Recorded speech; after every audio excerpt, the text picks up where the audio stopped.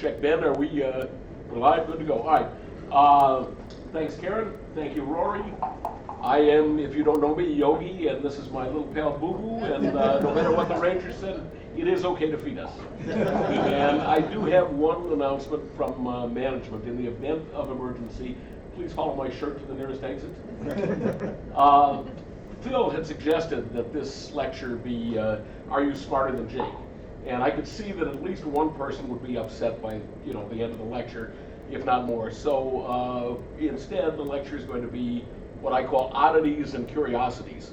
If you were lucky enough to have been in Japan a few years ago, you would have heard a version of it then. I think that's why Mochi is playing his match now, because he has heard some of this. It's not the identical lecture.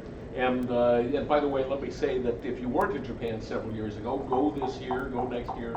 It's a great tournament. You can meet Kenji and eat sushi, and otherwise have a wonderful, wonderful time there. Yeah, have a beer. Yes. So last night, Petco and I were playing quite late, and Petco rolled 2-1 3 times in the bear-off. 2-1, 2-1, 2-1 consecutively. And I told him he needed this lecture. By the way, thanks again, Petco. Anytime. Yeah, I may hold you to that. So the important skill in backgammon is not knowledge, it's not study, it's not rolling well. Horrible things are going to happen. You know it. They've happened to you. You danced on a 1-point board twice in a row. We're a little bored with that story, but anyway, the horrible things will happen. So the most important skill in backgammon is being able to tell a good story about it afterwards. And with that said, these are some of the most amazing stories that I know. I have a lot of positions here, and most of them don't really require a whole lot of interactive discussion. Some of them may, but I'm probably going to ramrod through because there's so many. Get through to the end, and then we'll circle back if there are questions about them. And appropriately, since Petco provided the introduction, this first one involves a 2-1. And this happened, who here remembers Dean Minch? Okay, almost everybody. Well, Dean Minch had a club here in Chicago. It was called the Chicago Board of Backgammon, or CBOB. This was back in 1996. At one of his Sunday tournaments, Yamin and I got to the finals, and I was pitching a shutout going into the Crawford game when something really, really horrible happened that I thought was going to be the most horrible thing in the match until this came along. And games later we were at double match point, and in bearing in, I had an unavoidable shot, and now Yamin rolls a 2-1 and hits it. So 2-1 would seem to be a pretty good number here, but now, okay, he's given a dancing number for me perforce. So now, guess what Yamin rolls next? 2-1 again. 2-1 again. Okay, so now there might be some thought to clearing the 5-point here, even the 4-point, but it is right to clear the 6. Plays it fairly close. Okay, and now I fan again, and now Yamin rolls. Double 2-1. Okay, and now it actually is right not to to come down to even on the 5-point, because you can handle 3s to come out. So it's right to do this. And now I fan again, and now what do you think Yamin rolls? 2-1. So now he can still handle that, and he does. And now I fan again.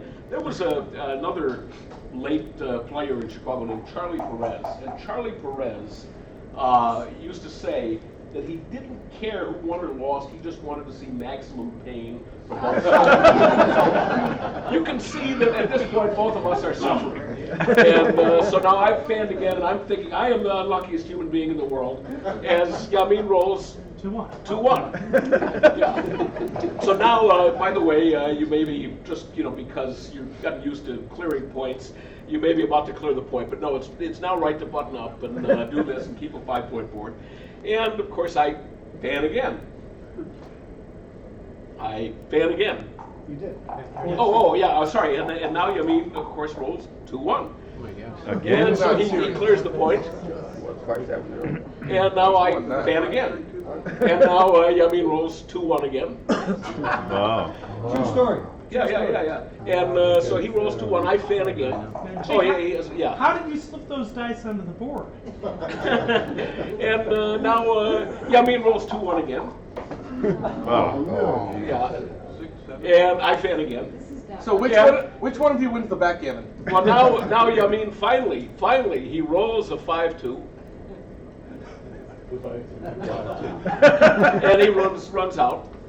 And now I roll a 5-2, and I went on to win the tournament. So, kind of anticlimactic after all that. But anyway, so that's why Yamin hasn't played in 17 years. How many 2-1s in a row was that? I was so busy talking, I didn't pay a lot of attention, but I think it was 8.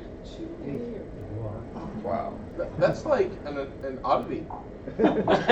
Yes, most curious. All Like that. right. How did you play your 5-2? Correctly and quickly. All right. Thank you, Mr. Tech Wizard. Okay. I was playing in Hong Kong about 1991 or 92. And I had a friend who lived in a penthouse way up above Happy Valley. And his roommate, Dr. John Simon, who made it to the second place in the World Championships one year, and lost because he rolled 6 2-1s in a row to get gammons. Yeah, true. He was red here, and he was on his way to obviously winning a nice game, and he rolled 2-1. Sweet. And then I rolled 6-5. And then he rolled double 5s. So he won his good game. He did. He won his good game. This was a short one, not too much more to the story. I didn't break the board on his head, but I did get up and jump around a little bit.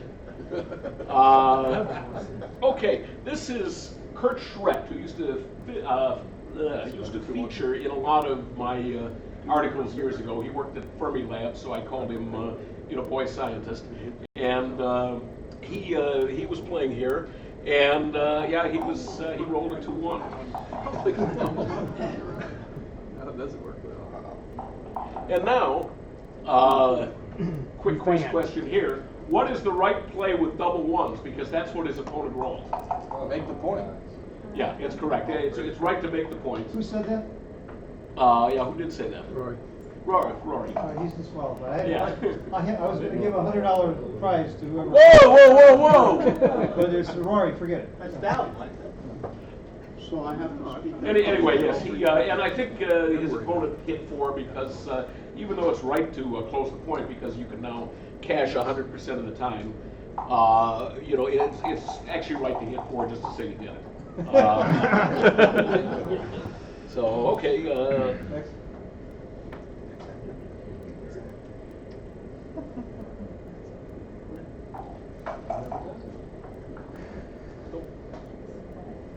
What is it, rendering film? No, what's happening? How's that wizard now?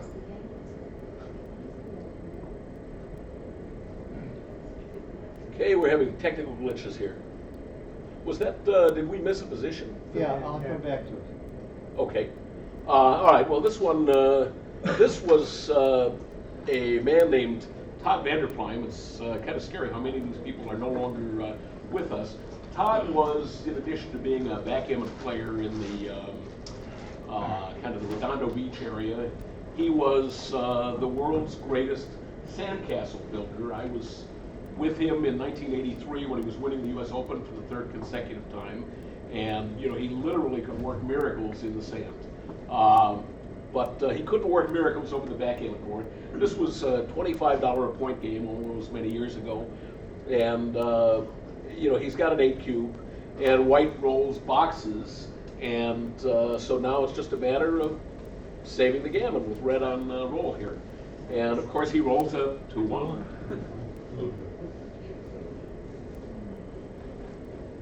And white takes a couple men off, nothing special, and red rolls a 2-1. And again, and white again rolls nothing special. And red rolls a 2-1. Wow. And white rolls nothing special. And red rolls a 2-1. And white rolls nothing special. And red rolls a 2-1. Now white rolls. And another How does he big play one. it? Wait a minute, serious. Oh, wait. Now, how do you play 2-1 here? Well, there's no reason not to come in. Okay. The only thing that doesn't miss is. Yeah. And now white I know the roll rolls- that doesn't miss. Yeah, the only roll that doesn't, white rolls nothing special. What, You played Phil, what did you illegally. do? You, Phil, you played illegally. You played a 3-1. And it sort of spoils the story. And yes, now he You can rolls guess 1 what more red 2-1. roll. So, okay, do we want to go back to number 4? I can do it. Yeah. That really happened. That really happened. Everything here really happened. But I'm telling you, John Simon in the earlier story did that in a world championship to lose the finals of the world championship. Jake, this one, is this the That's what they position? call the crew. It's not coming up, I'm sorry, I can't get number 4. We're gonna have to skip number 4. Let me see what number 6 is, and I might be able to tell you what number 4 was. Okay, I'm going to backtrack a little bit because I think I know what number 4 was, the position that he can't come up with. We'll get to this in a second. But the position in number 4, and you're just going to have to picture it, but there aren't a lot of checkers, so it should be fine. Well, I can put in any position you like. All right, position is the player on roll has 1 on the 6 and 1 on the 3. Player on roll has one One on the 6, 1 on the 3. And the other player owns the cube at 2, that's fine, and has man on the 4, man on the 3. It's a 7-point match with red leading 2-0. This happened at a club tournament in Las Vegas about 30 years ago. The red player was Craig Shellstorp, who was he would have been, if they had a giant 32 list, actually they did have a giant 32 list, and he was on it. A lot of people thought he was one of the 10 best players in the world at the time, although he was very, very little known. And his opponent was an older guy who was a casino manager named Tony Mancari. And Craig, applying fish doubling strategy years before I ever thought of it, had waited until he was way, way up in this race, and he had doubled, leading 2-0. And Tony took, because, I don't know, he took. And so then Craig had not rolled very well after that, so it got to this position, and the roll was actually a 4-1 here, which Craig correctly plays 6-1. And now Tony redoubles. And interestingly enough, I knew that somebody was going to ask, so I looked this up. What would you need if you were a fish to redouble this position? And the answer is about 1.5 ER difference. So like a 5.5 would double a 4 in this position. It would be about a borderline correct redouble here. In Tony's case, it was a mandatory redouble. Right, if you're a fish, you don't need anything. Well, depending on how big a fish you are. And he was certainly a big enough fish. I mean, he was probably giving up at least 10 ER. So he redoubles here. And now he very cleverly rolls a 2-1. So now, red is on roll here, leading 2-0 in a 7-point match. And so Craig redoubles this. And Tony, I guess, he must have been reading the book years before I wrote it, because Tony correctly took this. And it is a correct take for somebody like Tony to take this particular cube. And so he took, and Craig, of course, was doom-dooming because he could see it all coming. He was going to redouble, Tony was going to take, and he was going to roll a 2-1, and he did. And then Tony rolled a 2-1, and Craig won anyway. So, all right, let's go back now to that other one, the double ones roll, number 6. Okay, now this one, double ones, if you look at it, this is not Red's most horrible number. He's got numbers that leave an immediate direct shot. But there's a story behind this. At the Riviera, they used to play up on the top of the Riviera. They had that wonderful room with the view all over Las Vegas, all the windows. It was a huge room. And I was playing a giant. I mean, an actual giant. He was 6'7", muscular. And you've seen people who do that. They put two chairs together because they're not high enough to see the board. He put three chairs, stacked up three chairs, and there's only one reason for doing that. He was trying to intimidate his opponents, which, was pretty intimidating. I mean, the guy's head is brushing the ceiling, and he's towering over everything. And he would, whenever his opponent, which was me, rolled something good, which I did, he would go, "Nuh!" like that. And it was just sort of an involuntary tick. "Nuh!" Not that he was trying to intimidate me, but so I've been hearing a lot of that in this match, because I think if you see the score, do we have the, yeah, okay. So at this point, it's 2 away, 11 away in this match. And Who's 2 away, who's 11 away? White is 2 away, and that's me.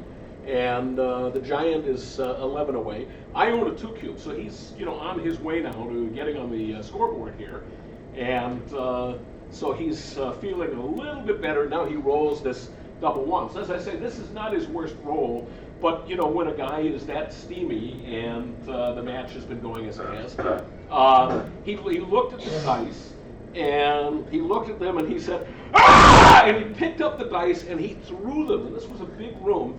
Well, the dice went sailing all the way over to the far wall, got lost in the tables over there, and they went sailing right past Mike Maxicooly, who was walking along like this, and these dice go right by him.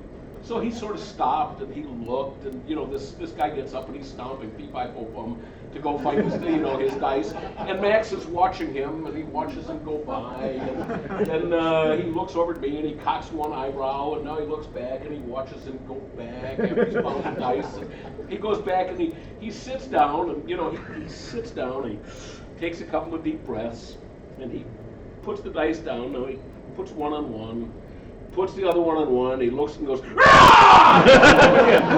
The only time I've had people wipe my dice, I've had people throw my dice into the ladies' room, but I've never had anybody throw the dice twice on the same roll. And then naturally, he broke his 6 point, and I rolled a 6-1 and won the game and match. And then got out of there quickly. All right, one question, real quick. What's the worst roll that Red could have rolled in this position? The worst. Anybody? 6-5. 6-5, just about any of those. But again, just real quick, if you want to find out, you go to dice distribution, and you can see. Why does it show that that can't be right? It has to show some bad rolls. So it's not set up for the We've already rolled the dice. You already rolled. Oh, already, doesn't matter if you've already rolled the dice. This should show. Thanks for showing us, Bill. It should show a bad roll. This is great. Forget it. Didn't work. It's because it was a setup. Okay, nice feature. Okay, nice. All right, everybody keep that in mind. Ignore dice distribution from now on. You have to analyze it. You have to analyze it to make it. Oh, that's right. I had to hit the analyze button. Thank you, Simon. This one I almost didn't include. When I did this lecture years ago, it was still, I thought, a somewhat controversial position, but maybe not. So let's ask, who in the crowd would take this double? If White redoubles here, well, let's just make it for money. 3 checkers off. Who in the crowd would take this double? 3 off? 3 off. 3 off. There's 3 off. We added a feature on Extreme Game that tells you right here how many are on. Ah, handy. Okay. This is not a take. All right. So Rory is passing. Anybody taking? I think. All right. Petco takes. All right. We've got 2, 3, 4, 5, 6, 7. All right. Well, actually, that makes it interesting because at the time that I doubled this, and Herb Roman didn't get up in time to be publicly shamed, but this was Herb, and I took this cube, and he just about fell off his chair. He did one of these, Herb, I can't believe you took that. I can't believe you took that. And I said, Herb, I'm leaving Bangkok on Friday, and the only way I can end this match is to take the cube and reshift to 8. Plus, Herb is notoriously the slowest player we had in Chicago at the time. Yes. Although we had a lot of good candidates. I mean, he really had to compete back then. Yeah, right. But anyway, this is, if White rolls any one of 9 numbers that crack. That's 25% of the time. Just doing that, red has a reship, and it's a cash if white rolls double 2s or double 3s. White can't take the redouble. Otherwise, he takes on the other 7, but Oh, there's, This is wrong. 0%. man, yeah, I mean. anyway, and then on top of that, the key lesson here is that you have extra chances, because not only do you have those 9 numbers, but when So I'm trying to get you a good XG that will show the positions properly, and show the, here it is. okay, Ben says if I open a new XG, we can see the analysis better from the Should be same able to. positions. Something stuck. Real quick, maybe it will work, we'll see, because it's giving the wrong analysis. Where's Jake's positions? But Jake, the important part is what was right. he cracked and I won. Yeah, I redoubled him, and, went on to win the match, and I made it to Bangkok in time, thanks. But, oops, yeah, that's not the position, you're ahead. You're on number 7. Yeah.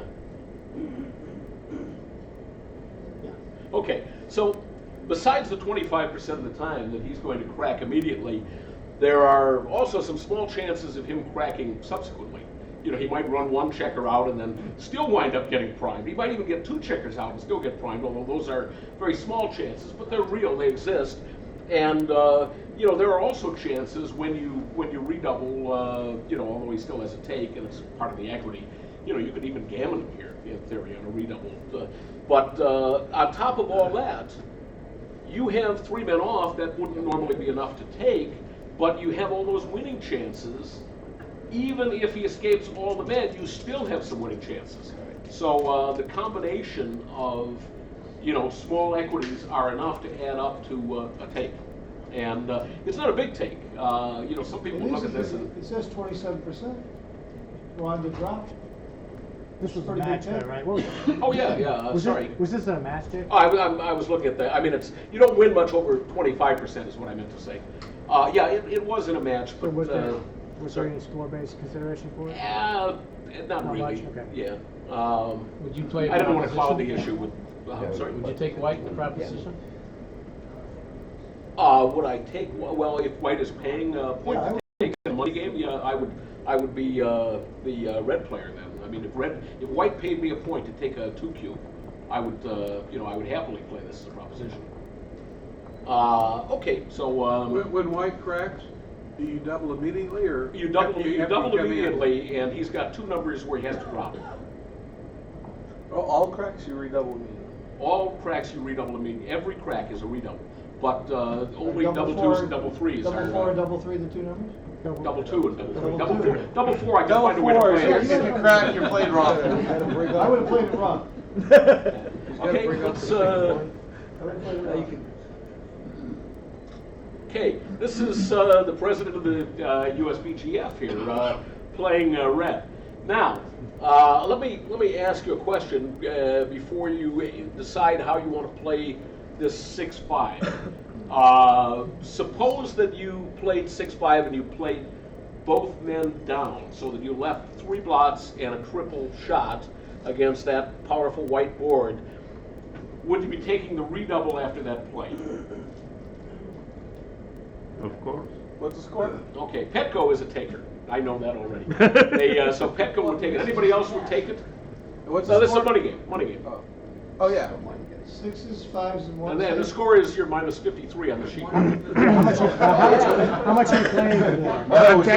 Oh, I didn't see it was an A cube. Yeah, I think they were playing for 200 a point. But anyway. If you're I've down, never had if you're that down much, so, 53, it's a take based on the Yeah. score. All right, so let's ask it the other way then. If you play it 6 down and 5 to the ace, and you leave only 2 blots and 2 shots. Anybody else taking from here?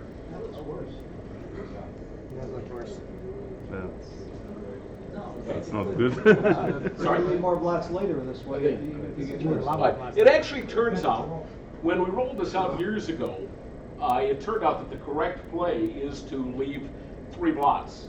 And it's not only a take, but as I remember, it's not you know, as much of a double as, Yeah, I mean, like, yeah, well, I was gonna say now I think that it rolls out that breaking the point, yeah, is a little bit better.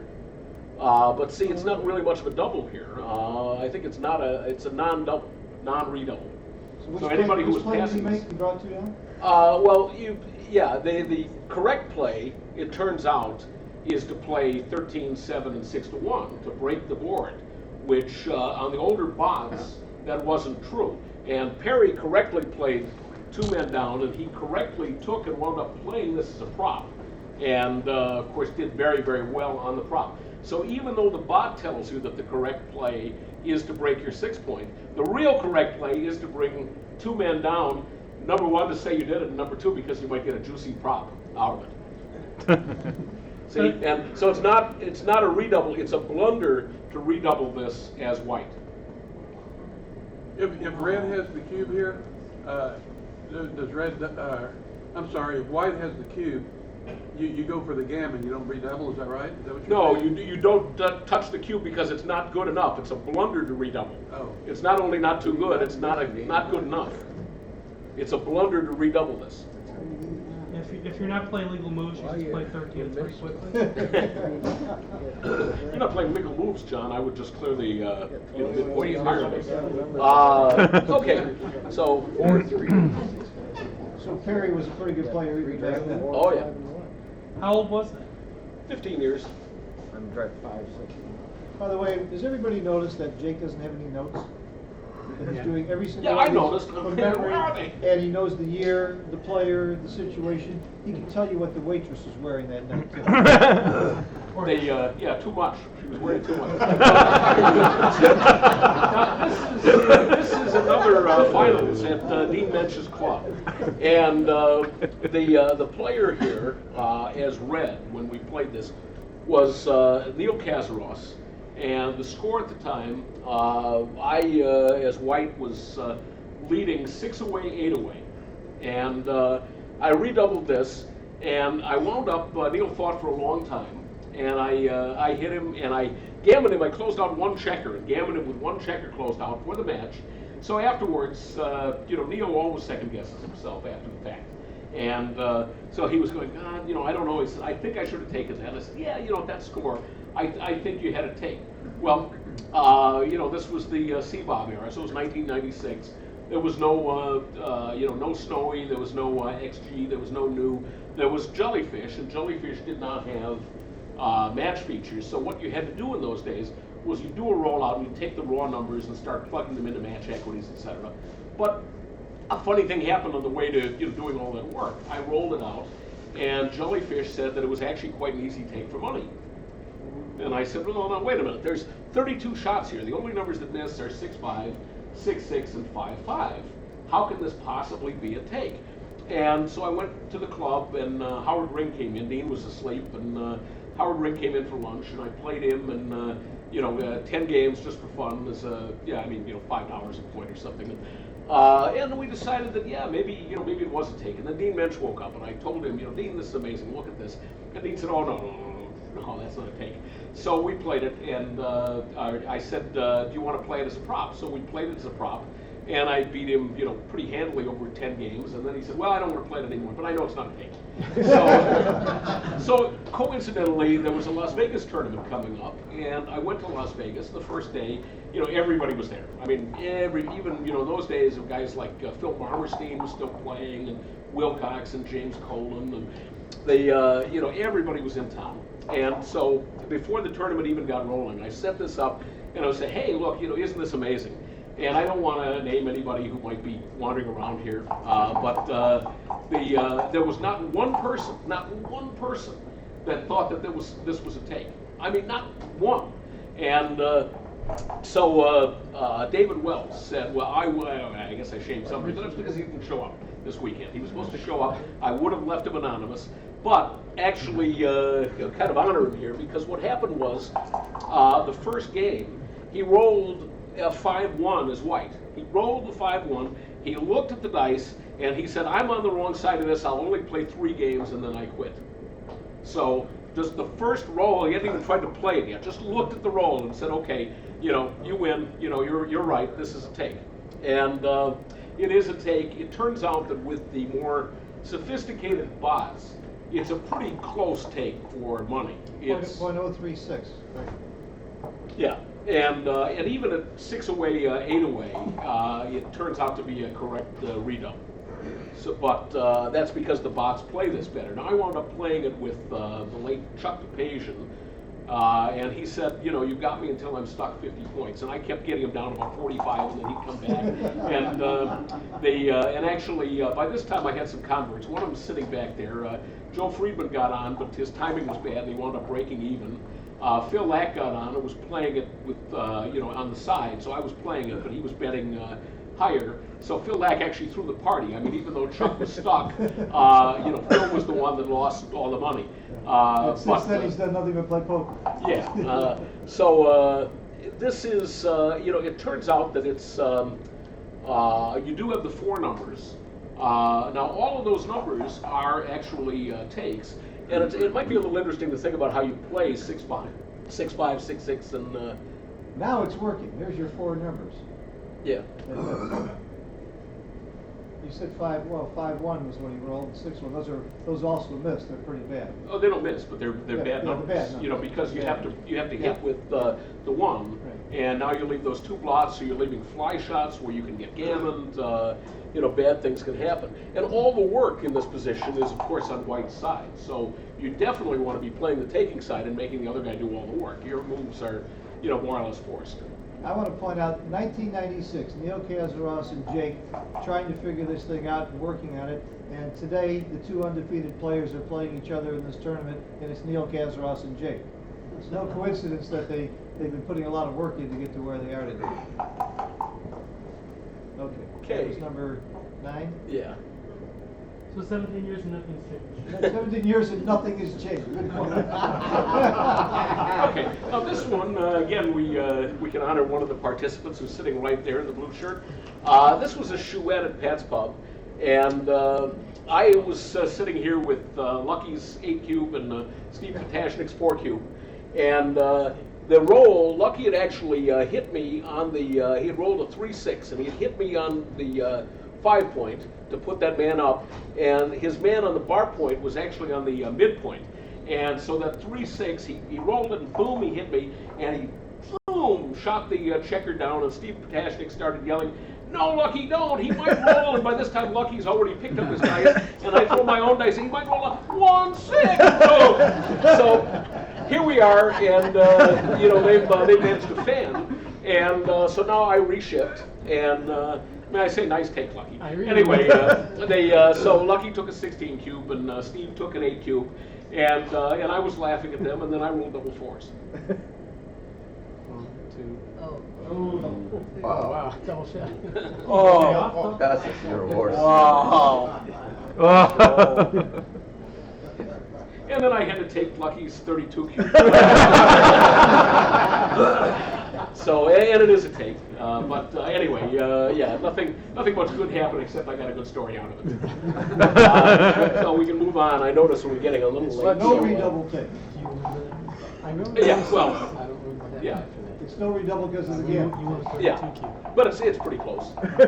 And you might get people who would pass this. I mean, you don't. With a Phil, cube people like who that, pass this. I was passing like a rock. It depends on where they are in the shoot. Lucky, what do you do with all that money? He's lucky, probably does. Okay, this one, this was actually the most points I ever lost in a single game. I had already, by clever settlement, I had managed to lose 19 points already in this game. Luckily, this was only for $3 a point at the Monday night tournament out in the western suburbs. But the 16 cube that I was holding was a guy, we called him the judge, because Bob Evers said he looked like a hanging judge. And I don't know how many points he was stuck, but he was always stuck a lot. And I think Kurt Schreck, boy scientist, had a 4 cube, the diagram doesn't show it. So I was offering some settlement that I thought was wonderful, but they didn't think was so wonderful. And Harold, in any case, wasn't settling because 16 points wasn't going to go near to. So guess what I rolled? double twos. And guess what they rolled? Double twos. Oh. So, yeah, so anyway, that was 60 more points, so 79 points on this game. Who cares? Yeah, it's history.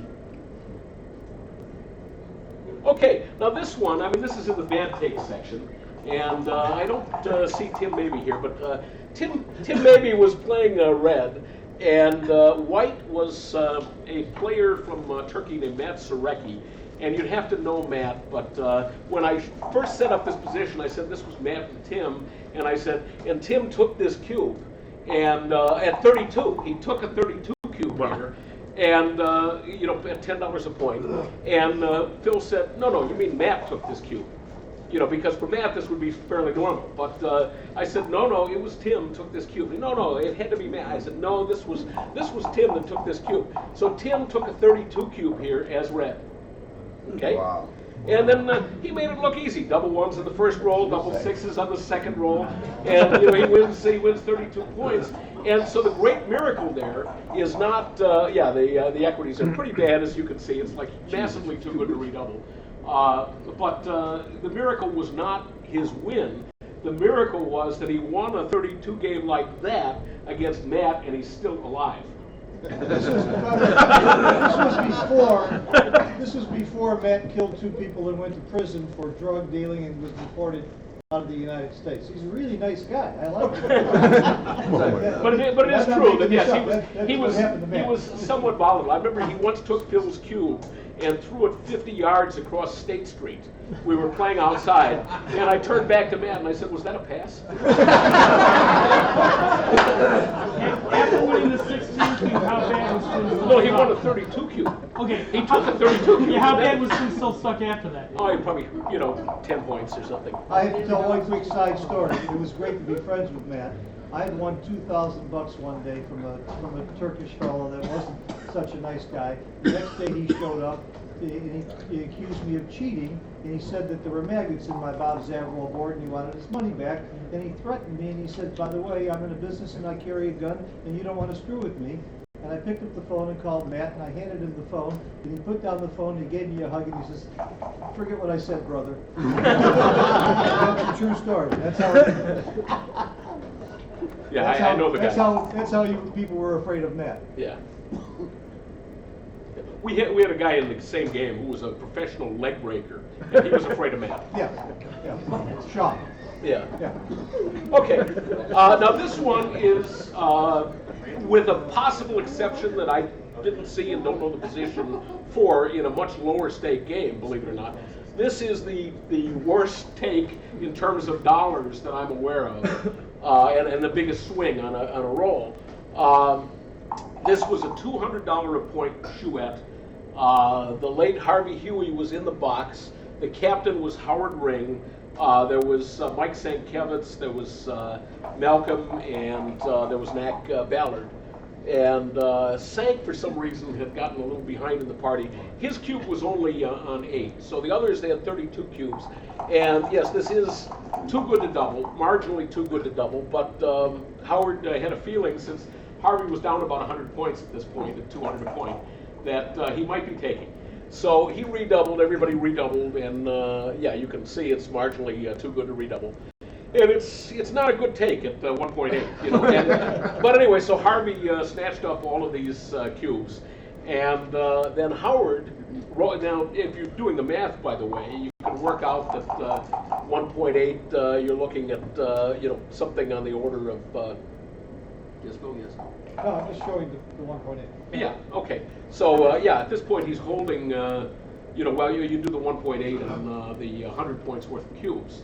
So you'd have about 180 points, it'd be about 37 grand, 36, 37 grand. So that's what he's taking there. And anyway, Howard rolled double 5s and had to leave a shot, double 6s rather, and had to leave a shot on the 5-point. Harvey rolled 6-5 off the bar. They fanned 128, 128, 128, and 32. They all passed. It's 2 o'clock in the morning. And Harvey's now up 100 points on the sheet. And he said, oh, good night. I talked to Harvey the next morning, And Harvey said, this is why I've been losing to these guys for the last 3 years, just so I could get to one position like this. Yeah, that was true. Okay, so, yeah, $1/8 of $1 million swing potentially on that 6-5 off the roof. Okay, now this is, in the annals of bad takes, how many, what are Reds' winning chances here when White redoubles to 32?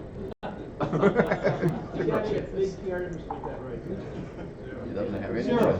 Yeah, 0, that's correct. There is no possible way to win. And I guess the players both understood this. This was Dean Minch as white, Deep Shalati as, Dean Minch as, as white, Deep Shalati as red. Dean redoubles to 32, Dean takes, and now Dean just turns and writes down, plus 32 on the score sheet, and then they both set up the board. They no rolls. They set up the board and went on to the next game. So, next game. Dean Shalati lived 3 blocks from me, and we used to get together and play privately all the time. After that game, I never saw Dean again. No. Dean played for years after that. Oh, I'm sorry. It was the other.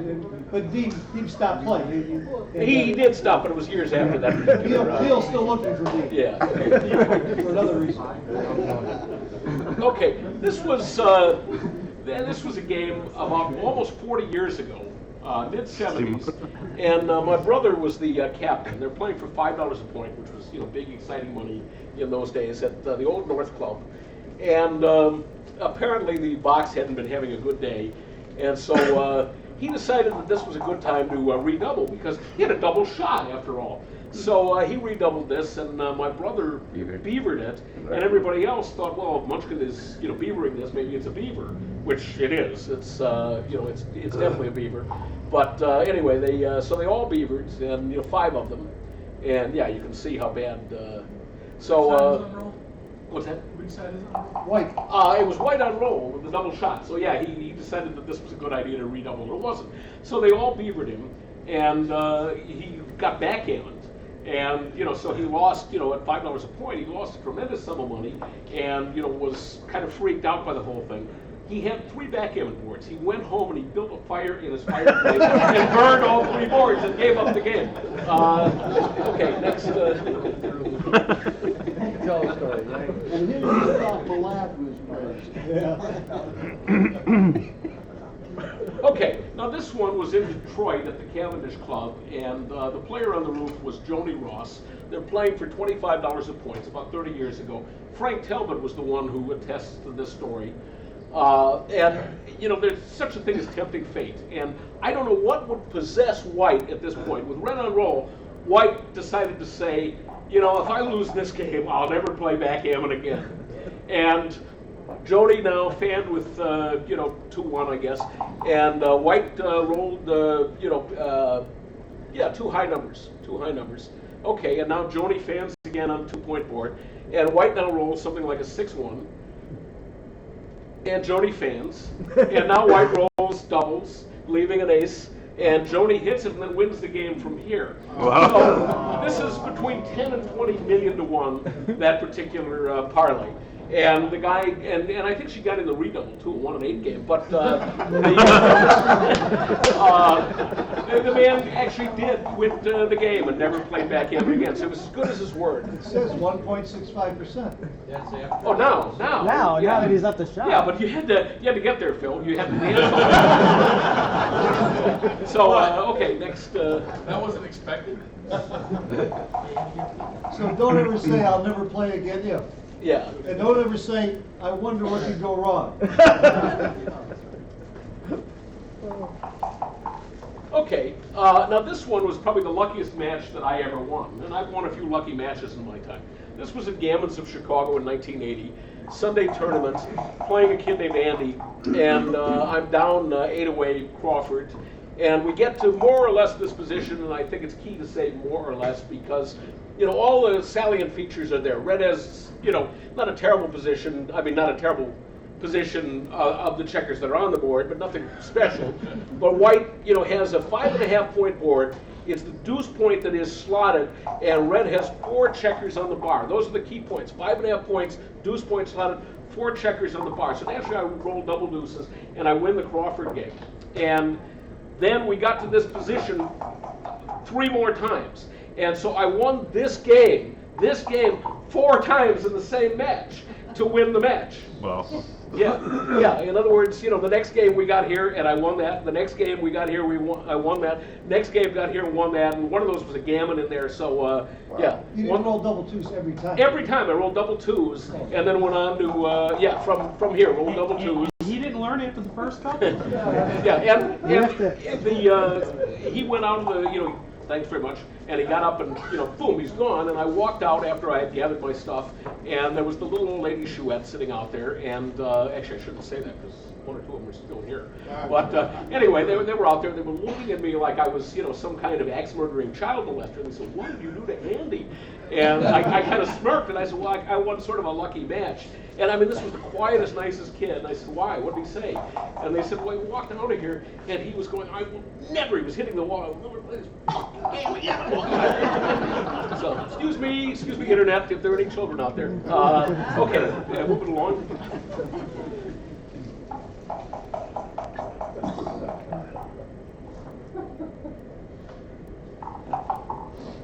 Okay, this is Frank Talbot. He told a good story about Joni Ross. He told a better one about himself. Here he is, and he's sitting there. He owns a 2Q. He owns the 2Q, and he needs 3 points. It's 3 away, 9 away here, and he lost this match. Now you'd say, well, this can certainly happen. I mean, White after all owns the 3 point and has the men on the roof, and so he has lots of hitting angles. There are ways to to win this game and then come back and win the match. But and what happened was White actually just saved the gammon here. Didn't win the game, just saved the gammon to go down Crawford 9 away. But he saved the gammon without hitting. He started out with double 3s and then rolled 7 consecutive 4s or better. So I think we're getting up in the 2 billion to 1 range there. Gary Fritchie.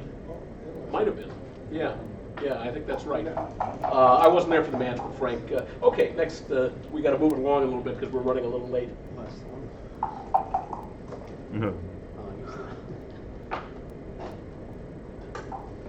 Okay, now this, again, David Wells, we get to shame him some more.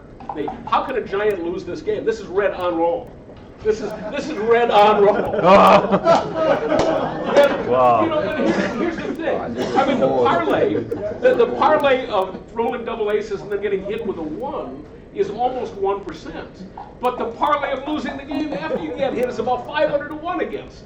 So it's worse after you get hit than just getting hit in the first place. So altogether it's about 60,000 to 1 to lose that game. XG has it at 0. Yeah.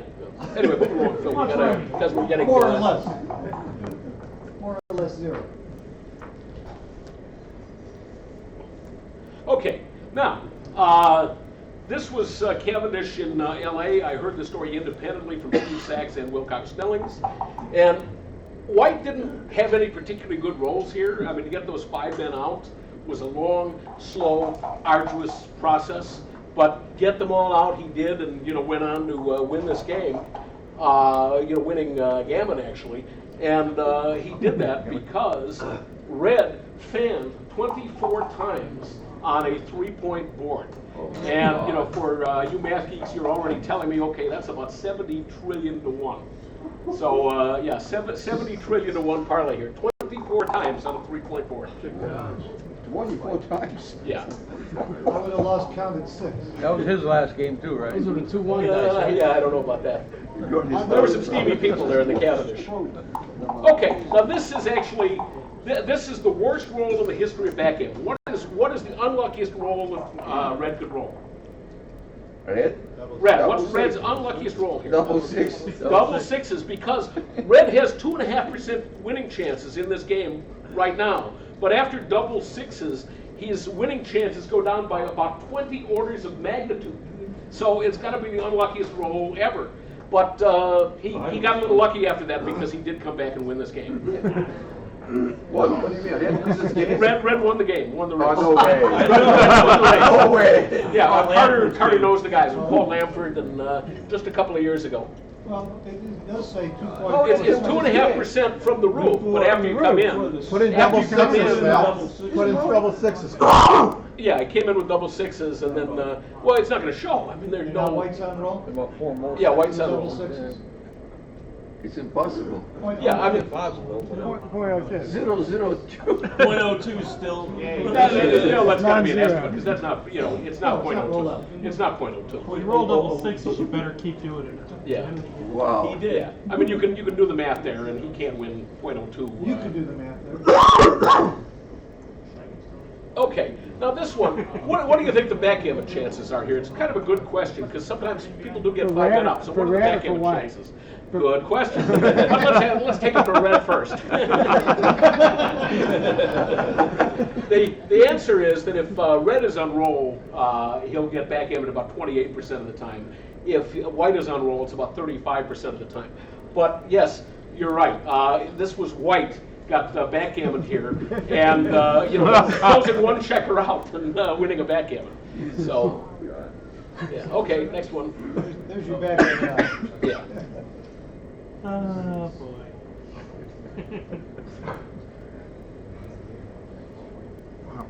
Okay, now this one, Rich Lloyd. This is a rather unlucky one, I'd say, because Red managed to get himself backgammon here.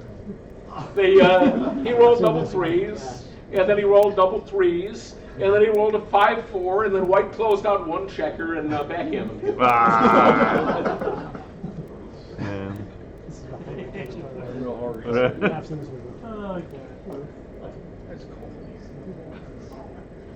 Okay, now this is kind of unusual, this position, unlike the ones that we've already seen. This one sank is white, and it was many, many years ago. And you have to understand it's long before the bots, and people used to get really, really creative. They'd be thinking, and now what's going through this guy's mind? He said, well, it's one-away, three-away, so I don't have to worry about getting gammon. All I have to worry about is trying to win the game. And what he wanted to do was he wanted to keep a 5-point board as long as he could while getting off as many checkers as he could before he had to break further.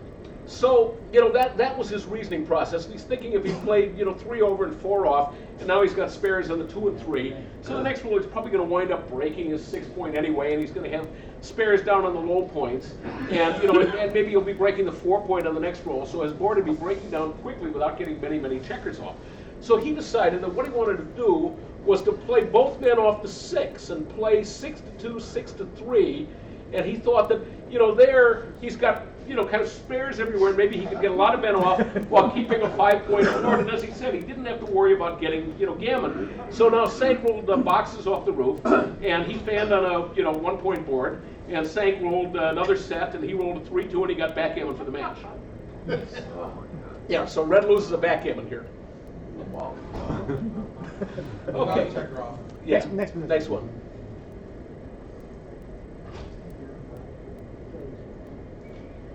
It was about a 22% error to make that play. Okay, now Dean Minch. Dean Minch, weird things happen to Dean Minch, which, if you knew Dean, you'd understand it. So now here's Dean, and he's leading 2-away, 4-away, and he owns the cube.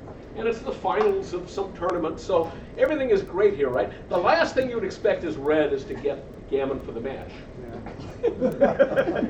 But he rolled, can somebody tell me what? Double fives. Double fives, and then White rolled double sixes, and boom, gammon for the match. Okay. Wow. And this is Dean Minch again. And now, how do you play double ones here as red at double match point?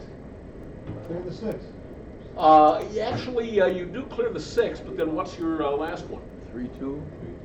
Well, funnily enough, that's what Dean did. It turns out, according to XG, that you're supposed to play 5 to 4.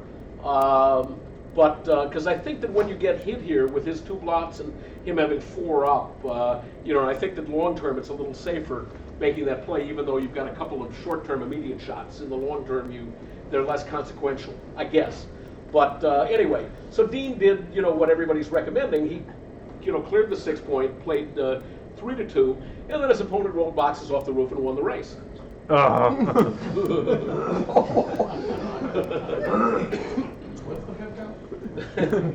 Name the few. It was 145 for White. Okay, this is Bill Roberti. And so the question is, if one die has already landed on 4, how many numbers are going to keep you from bearing off and winning this tournament? Unless. So what happened was, Bill rolls, and the 4 comes down, and the other die is spinning in the middle of the table, and his opponent is reaching over to shake his hand, and the die is spinning in the middle of the table, so they hesitate. It's the 4. And no, it stopped standing up on its corner. So he re-rolled to a 2-1 and lost the. Oh man. That's when Bill took up poker. That's bad. Okay, this was Erik Seidel, famous poker player now, but famous as a backgammon player many, many years ago. He showed this to me at a Vegas tournament back in 1983, and he said, the one thing I wasn't really worried about here is Red was having 2 men closed out. But White hit, and he came in with double 5s, which is blocked. And White missed, and now he rolled a 4-1. It gets to the 6 point and has to take a man off the 1. And then White hits again, picks up the other checker, closes out 2 men, and wins the game. Oh, no. Last one. Yeah. Okay, now, the question is, how does Red get gammon for the match here? And this is another Kurt Schreck story. This was the finals, the Illinois State Championships is actually done in a round-robin format. And it had come down to the very, very last match, and the swing was going to be on the result of this match. So it's 3 away post-Crawford. Kurt's doubled, but he's playing 2-5 back game there. So Red is about to commence his bear-off. And so does anybody have an idea as to how Red manages to get gammon for the match? 5-2. Sorry? 5-2 probably first row. A 5-5. A 5-5 will clear the... 5-2 probably first row.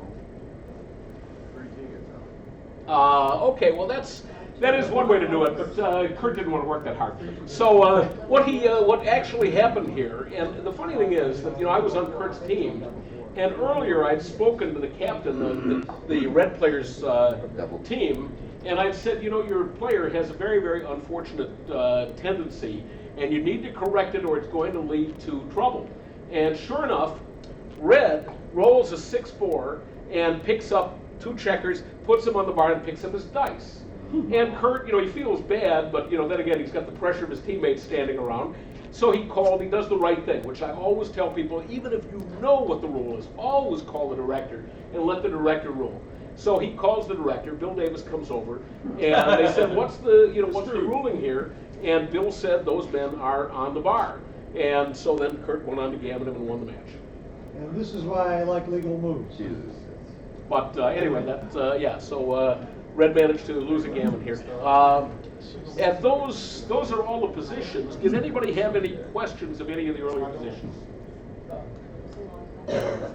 Did I win or lose the 32? Sorry? Did I win or lose the 32, or did You I won the double 32. drop? You won the 32. Let me And just Steve won add 8. that tomorrow morning at 10 o'clock, there will be a real lecture with Paul Weaver. With another normal person, Paul Weaver, but Jake put a lot of work into this. Thank you very